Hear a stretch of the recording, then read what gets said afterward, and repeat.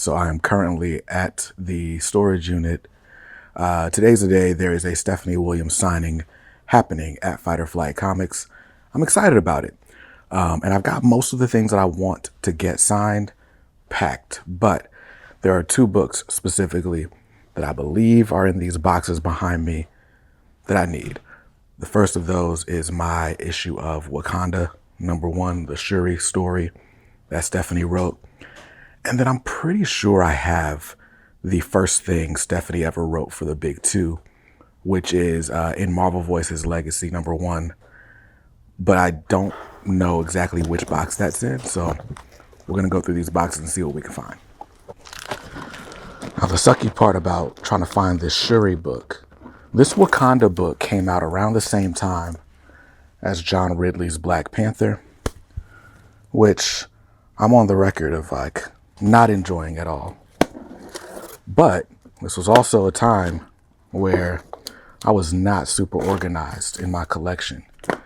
There were some great covers. That's a great Greg Land Black Panther right there.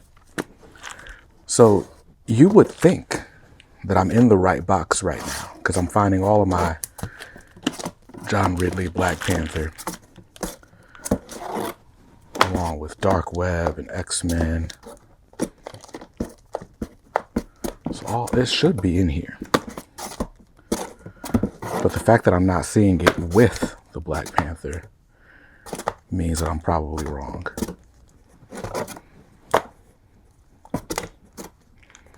And this, kids, is why you keep your comics organized before you take them to the storage unit.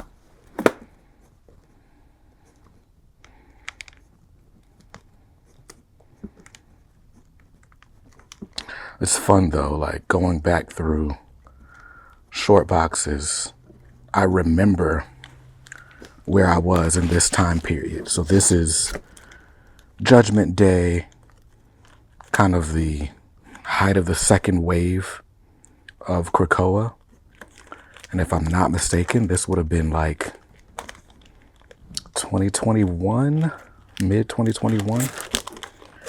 And if that's the case, it makes sense why I was so far behind, because that was when I had a baby in the NICU and all bets were off for the most part. Found a bunch of the Ridley Black Panther. I got variants galore. All right, issue 13, 14. How could you not love these Alex Ross covers? Like, I hated this story, actively hated this story as it was coming out. But Alex Ross doing cover A for these Black Panther books, quite honestly, saved the run for me. It's too dark. I need to turn my exposure up. But that's the book everybody thought was going to go crazy. Black Panther #3. The first appearance of this new Wakandan. Tosin. They did nothing with Tosin. Why do I have so many of these? Okay. This is the first 6 issues of the Ridley run as well. I didn't realize how many duplicates I have of this run.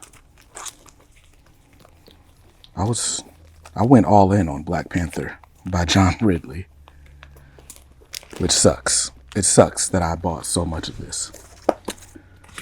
I don't see a world where that Wakanda book is not in this box though. So let me just double check.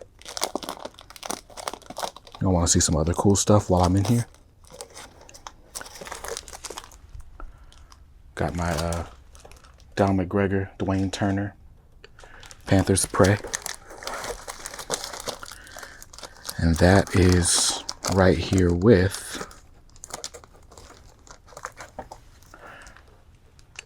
Dennis Cowan, Peter Gillis, Black Panther, limited series.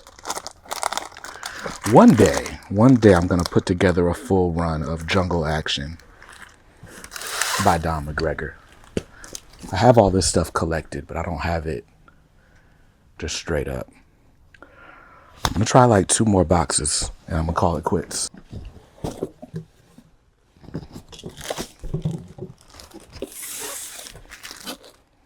What is this?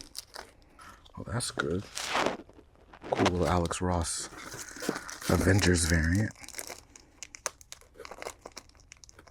Yeah, all this stuff would be like 2020.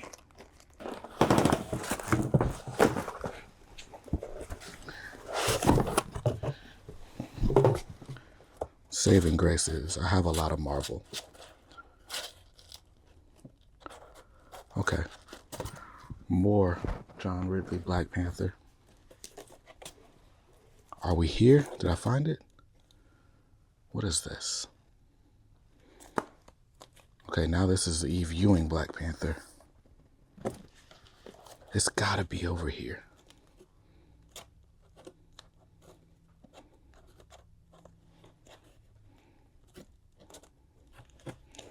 Boom. Yes. Yes.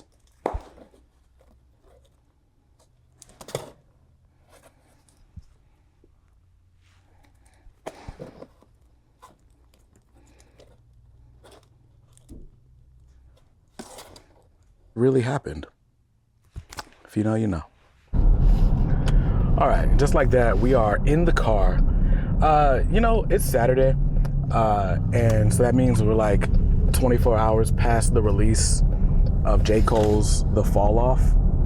Gosh, this is super overexposed, this image. All right, that's a little bit better. All right, that's as good as it's going to get.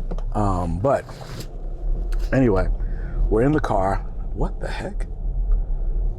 People don't know how to drive, apparently. But so J. Cole's album, The Fall Off, came out last night. I listened to it yesterday, a little bit today.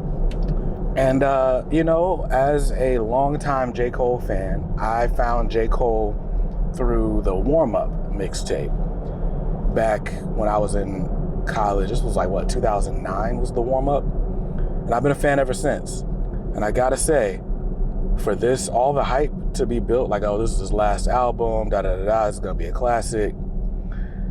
Off one listen, it is just one listen, but this is not given classic. I think my gut instinct tells me this did not need to be a double disc project. There are a lot of gems. My favorite is Old Dog with P.D. Pablo. That's my favorite track off first listen. And it's the first one that I revisited after I listened to the whole thing. I like the DMX flip, although calling your wife a life sentence is crazy. There's a lot that I like. I just feel like in these last 2-3 years with the Kendrick and Drake battle and all that, this album feels dated, which makes sense because he says he's been working on it for the last 10 years. If there is any critique that I have of J. Cole, it is that his greatest strength is in his storytelling. And that's also his greatest detriment. J. Cole tends to hold on to songs for a long time. So there's probably songs on this album that were recorded around the same time as Forest Hills Drive and even earlier than that. And I think because J. Cole is such a great storyteller, and he's not necessarily, he's a good lyricist and all those things, he's not necessarily a great song maker. So it's what drives, the resonance of J. Cole's music is the stories. So he thrives on stuff like a concept album, in my opinion. But yeah, this was in a year where GNX wins Best Rap Album and all that stuff is happening.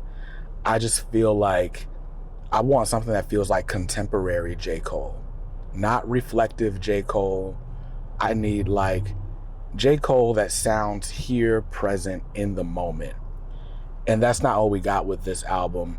You could argue the off season was that. And I liked the off season. That's probably my favorite J. Cole tape outside of Forest Hills Drive. But I don't know. Maybe The Fall Off works better in retrospect. Maybe I revisit it in 5 years and it resonates with me a little bit more. But I think you probably could have trimmed a third of that album and just had it a really, really good project. Because a lot of those songs, again, when you're trying to decide which things to cut, I feel like J. Cole's head is that story's too important to leave off the album. But there's a lot of areas where it's like, it feels like he's telling the same stories or revisiting the same topics, maybe from different vantage points, and you only needed one of those. Like, pick the strongest one, and that's the only statement we need on, like, do I need Folding Clothes and Life Sentence? I probably could do a Life Sentence before Folding Clothes, but whatever, I don't know. That's my first listen gut reaction to J. Cole's The Fall Off. But y'all are here for comics, so we're right around the corner from Fight or Flight Comics. And I'm excited for this Stephanie Williams signing.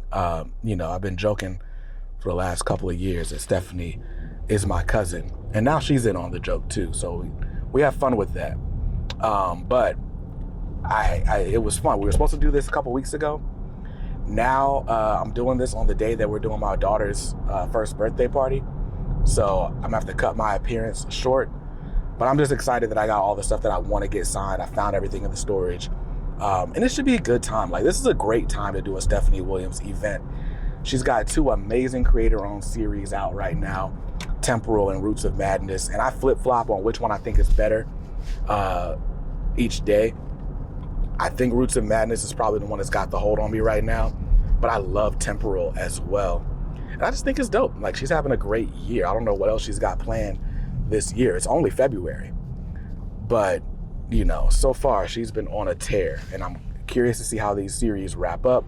We're at 4 issues of each, respectively. So Roots of Madness is through Ignition Press, and Temporal is through Mad Cave. I'm excited to see how the trade paperback releases go for each of those. Street Sharks is about to wrap up. We're getting her Street Sharks annual. She's going to wrap up her Wonder Woman story next month. I'm really excited to see, like, I don't know. I feel like it feels too obvious to put Steph on Wonder Woman. And Tom King claims he's going to write more Wonder Woman than he wrote Batman. And I don't want to see that happen. But I would love to see Stephanie Williams on Wonder Woman. I think the way she writes all the Amazons is amazing. And, you know, you could argue that, like, Nubia deserves to be front and center. And so it's like, well, would you make Nubia the star of Wonder Woman? And, like, I don't know that I would. I would want to see Wonder Woman be about Diana. But I love how the ensemble is portrayed in this 2-issue story arc. Oh, and by the way, that Dakota Universe one-shot that's coming, it's really good. I don't know what happens after, but it's really good, and you need to pick it up. All right, finally, a parking spot opened. You need to pick up that one-shot, though. The history of the DC Universe, the Dakota incident, is going to be, like, phenomenal. Like, everybody that had a hand in that story did a phenomenal job, and that's all I can say. I don't want to spoil anything else, but you need to pick up that one shot. You need to pick up as many covers as possible. I want it to go to, like, 2nd and 3rd printings, and then whatever they do with these Dakota Universe characters after, you better go support that too, because they're leaving this in good hands. And, you know, that's all I can say. I've said too much already. Right now I have to get B-roll, so. Right. I like that.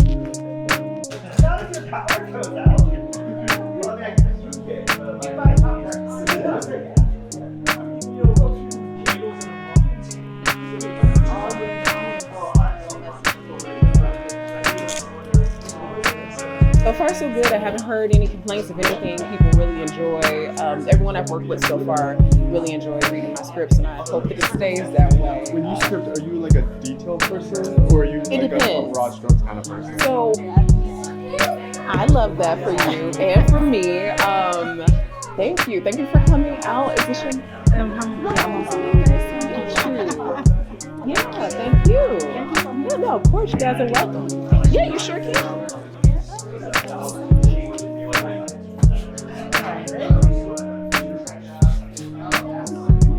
Sometimes. You know what Elmo? Yeah. And also Street Sharks, which I don't have any of that. but you don't know what Street Sharks is. We don't know Street Sharks. So I'm not familiar with that. So Roots of Madness is a Lovecraftian style story, of course, from a Black perspective, because we all know H.P. Lovecraft's history. But if you're at all a fan of like cosmic horror, it is a slow burn, but that's on purpose.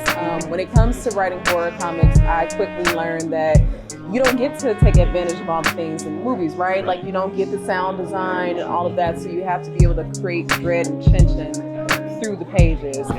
So it's a slow burn. It follows a young woman named Etta Knight. She's a chemist by day, but she comes from a long line of women who are like root workers. They make their own herbs. She has a family notebook that's been passed down to her. And she's essentially using this to create cure-alls for her community. She gets invited down to this fellowship, secret society. Think Prince Hall Freemasons. They're in Savannah, Georgia. They're gonna endless funding for her to go above and beyond. So she ends up finding this flower that her great-great-grandmother came in contact with, and things start to get weird as she discovers family secrets, cosmic secrets, and things really start to unfold, and she finds out what the cost of her curiosity is. Yeah, that sounds good. Are you selling these? Yeah, actually you can pay for them right up there. So for Wonder Woman, for that one, the emotion was the most important thing. So I just made sure to get as descriptive as I could when conveying what it is like what this scene should evoke. But as far as like getting detailed and like what the scenery is supposed to look like, no, I didn't need to do that. Yeah. But for the new series that I'm working on, I've had to get very detailed because it's a new world, and I want to give the artist as much material to work off of instead of, having them use 100% of their imagination. Because All right, it's a new day. Turn that up a little bit. I like that. So today's Tuesday. It's been a crazy weekend. Finding time to film YouTube videos when you have small kids that you don't want in your YouTube videos, that's tough, dog. That's tough. Anyway, wanted to give you a quick recap of just how the event went. On Saturday, the signing was supposed to start at noon. Steph was running a little bit late, but once she got there, it filled in really, really quickly. Normally, when, I see Steph out and about, we'll catch up. We'll spend some time just talking about whatever current events, things she's got going on in her career. And we did that. We did that a little bit, right? So there was a wave of people that came to get their stuff signed right at the beginning of the show. And then there was a little bit of a lull, or I thought there was. So that's when we were talking. I brought a set of Punisher 59, 60, 61, if I'm not mistaken, which is the storyline where Frank Castle becomes a black man and lectures Luke Cage on whether or not the problems of blacks are the problems of blacks or the problems of hoodlums. But anyway, we have a fun exchange. I brought those for her because she wanted a set, so I brought her a set. And we're just talking about some stuff. And at one point she goes, "Hey, I think there's somebody behind you." And I was like, "Oh, snap." And I look, and the line is like almost out the door of people waiting to talk to Stephanie. So that was all the interaction we got. No exclusive interview or anything like that. But I do want to show you guys what I got, or what I got signed. Yeah. So my handy dandy portfolio here. First of all, my Meridian Fellowship membership badge. I actually have two of these. One of these I just got signed by Steph. The other one I signed myself since I'm the member of the fellowship. So that's dope. I got my Street Sharks. This is issue 1 of Street Sharks signed there.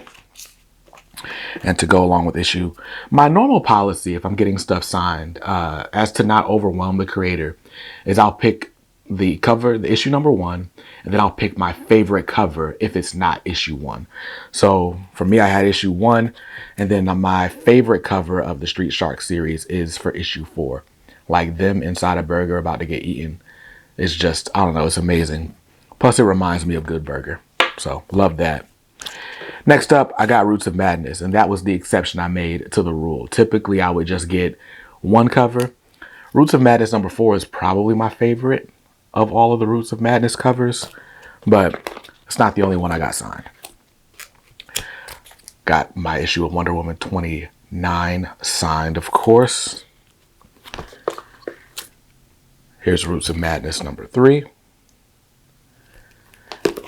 Roots of Madness number 2.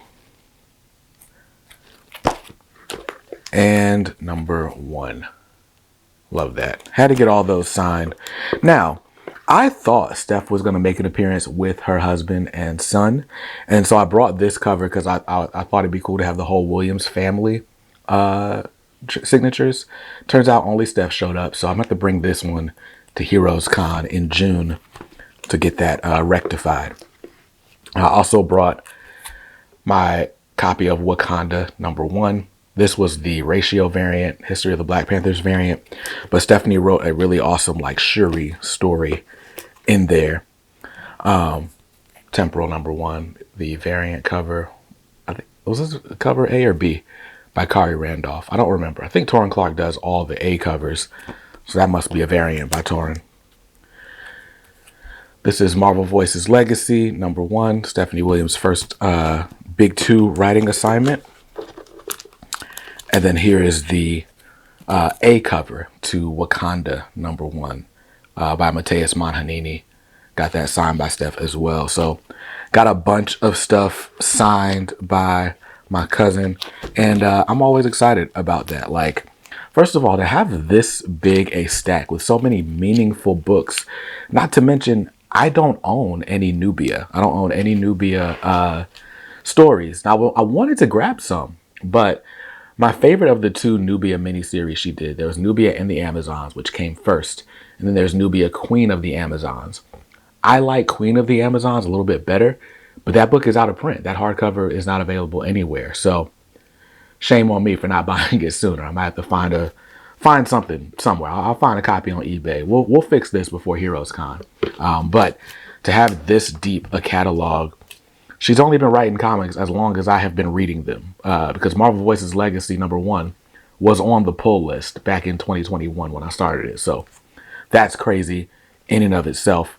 But yeah, I'm really proud to see how her career has flourished and all the things she's been able to do. And I'm really excited to see what things come now that she's taken the leash off. She has quit her day job and she will be full-time comics writer. To think she did all of this in the after hours is crazy.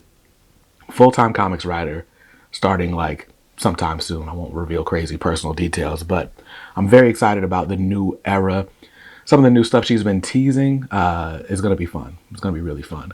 If you want more Stephanie Williams, Wonder Woman 29 is out in shops. Issue 30 is coming out soon, sometime before the end of the month. She's got a Star Trek Uhura one-shot coming toward the end of February. And the new history of the DC Universe, the Dakota incident. She writes a 10-page story in that issue. And it's really, really good. There's a lot of stuff that's really good about what she's writing. That's a really good book. And there's some stuff that she's been wanting to do for a minute that I hope she gets to do. DC Comics. And we'll see. We'll see what happens. But anyway, you can follow Steph. She's not on Twitter anymore. She is on Instagram and Blue Sky at Steph I Will. And you can find me everywhere on social media at BJ Kicks. And of course, you can stay tuned till the next video. Until then, stay safe, stay awesome, and read something dope today. Peace. You see, the flag is drenched with our blood. Because you see, so many of our ancestors was killed because we have never accepted slavery. We had to live on it, but we've never wanted it. So we know that this flag is drenched with our blood. So what the young people are saying now, give us a chance to be young men, respected as a man. As we know, this country was built on the black backs of black people across this country. And if we don't have it, you ain't gonna have it either, because we gonna tear it up. That's what they saying. And people ought to understand that. I don't see why they don't understand that. They know what they've done to us. All across this country, they know what they've done to us. This country is desperately sick, and man is on the critical list. I really don't know where we go from here.